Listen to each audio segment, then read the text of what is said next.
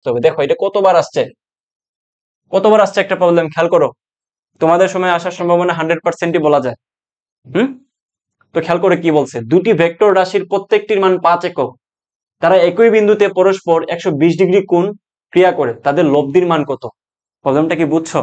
এই টাইপের প্রবলেম আগে কয়েকবার করে দেখাইছে, একদম বেসিক সহ। খেয়াল করো, আমাদেরকে বলছে কি একই মানের ভেক্টর, তো একই বিন্দুতে পরস্পর কত আছে, 120 ডিগ্রি কোণে ক্রিয়া করতেছে।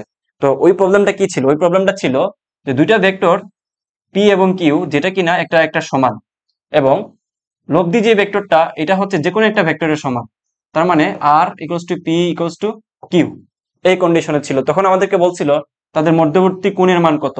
তো মধ্যবর্তী কোণ আমরা বের করছিলাম 120 ডিগ্রি। এটুক তো আমাদের মুখস্থ থাকারই কথা, মুখস্থ না থাকলে তুমি আমার ক্লাসটা মনোযোগ সহকারে দেখো নাই আমি বলবো, তাই না? স্বাভাবিকভাবেই যখন লব্ধি সহ সমান থাকবে তিনটা ভেক্টর, তখন তুমি চিন্তা করবে একটা সিলিং ফ্যানের মতো। সিলিং ফ্যানের তিনটা পাখা কি থাকে, তিন দিকে থাকে, তাই না? তো তিন দিকে কিভাবে থাকে, সমান ডিস্ট্রিবিউশনে থাকে। 360 ডিগ্রি এটাকে 3 দিয়ে ভাগ করলে আসে 120 ডিগ্রি করে, তাই তো? তাহলে যেহেতু আমার 120 ডিগ্রিকে আমরা স্যাটিসফাইড করতেছি যখন তিনটা মানই সমান থাকে, তাহলে এখানে আমাদেরকে বলছে কি যে তার লব্ধির মান কত। তাহলে ডেফিনেটলি এটা আনসার আর বের করার দরকার পড়বে। লব্ধির মানটা ডেফিনেটলি কি হবে, তার যে কোনো একটা কি বলের সমান। তাহলে আনসার হবে কত, 5 যেহেতু আছে, তাহলে আনসার হচ্ছে 5 ইউনিট। একটু আইকিউ লেভেল তোমাকে কাজে লাগাইতেই হবে। দুইটি সমমানের ভেক্টর একটি বিন্দুতে ক্রিয়াশীল, তারা পরস্পর 240 ডিগ্রি কোণে ক্রিয়া করে, উহাদের লম্বিক দিক।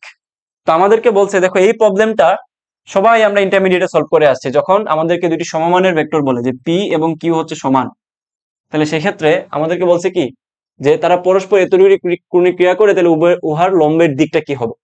তাহলে উহাদের লম্বির দিক মানে কি, দিকটা বাইর করতে বলছে। যখনই আমাদের দুইটা ভেক্টর সমান বলবে, মাথায় রেখো, যখনই আমাদের দুইটা দিক সমান বলবে, তাহলে এখানে শর্টকাটটা হচ্ছে কোনটা অলওয়েজ, যে কোনটা হবে এটা অলওয়েজ কি হবে, থেটাটা হচ্ছে অলওয়েজ আলফা ডিভাইডেড বাই 2।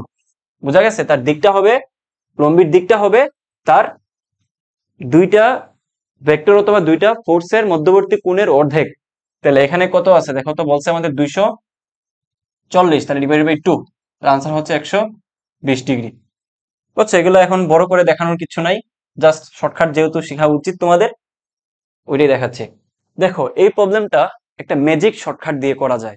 তোমরা ইন্টারমিডিয়েটে এই প্রবলেমটা অনেক বড়ভাবে করে আসছো, বাট এখন একটা 5 সেকেন্ডের শর্টকাট দিয়ে তুমি সম্পূর্ণ অঙ্ক করে ফেলতে পারবা।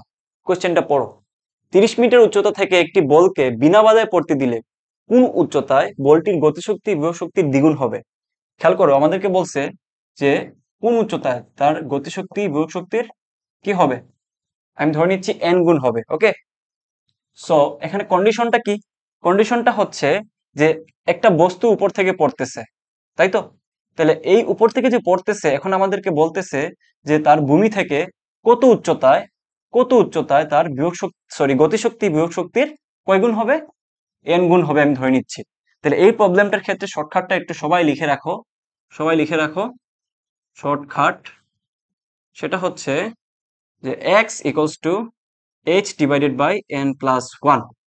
তাহলে এখানে এক্সটা কি, ভূমি থেকে h উচ্চতায় ঘটনাটা ঘটতেছে। কোন ঘটনা ঘটতেছে? গতিশক্তি বিভব শক্তির n গুণ হচ্ছে। আমাদের কোশ্চেনে কি দেওয়া আছে? কোশ্চেনে দেওয়া আছে অ্যাকচুয়ালি কত গুণ হয়েছে, মূলত দ্বিগুণ হয়েছে। তার মানে এখানে n এর মানটা কি, এখানে n এর মানটা হচ্ছে 2। তাহলে n এর মানটা 2 প্লাস 1।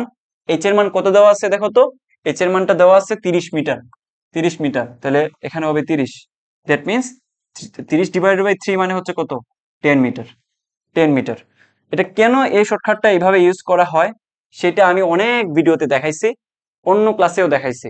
সো আমাদের অন্যান্য ক্লাসগুলো করলে তুমি ডেফিনেটলি এটার বেসিকটা বুঝবা, কিভাবে আসে ওইটাও বুঝতে পারবা।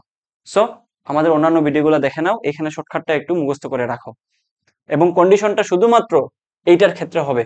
আবার উল্টা বসায় দিও না, বিভব শক্তি গতিশক্তির সামথিং গুণ হয়, এইটার ক্ষেত্রে কিন্তু এই সূত্র ইউজ করা যাবে না। তোমাকে ফরম্যাট নিয়ে আসতে হবে ইকে ইকুয়ালস টু সামথিং গুণ into EP. Okay, say for example এখানে বলে দিল যে এই যে ইপি হচ্ছে তোমার অর্ধেক হয়ে যাচ্ছে কার, গতিশক্তি। তাহলে এটা যে কথা, এটা তো একই কথা, তাই না? কারণ আমরা আবার বলতে পারি ইকে ইকুয়ালস টু 2 ইনটু ইপি। তাহলে আলটিমেটলি এখানে দেখো এন এর মানটা 2ই হইতেছে। সো একটু ঘুরে পেছায় দিতে পারে, বাট আমরা মূল বেসিকটা বা মূল ফর্মুলাটা জানলে সবগুলো ম্যাথ সলভ করতে পারবো।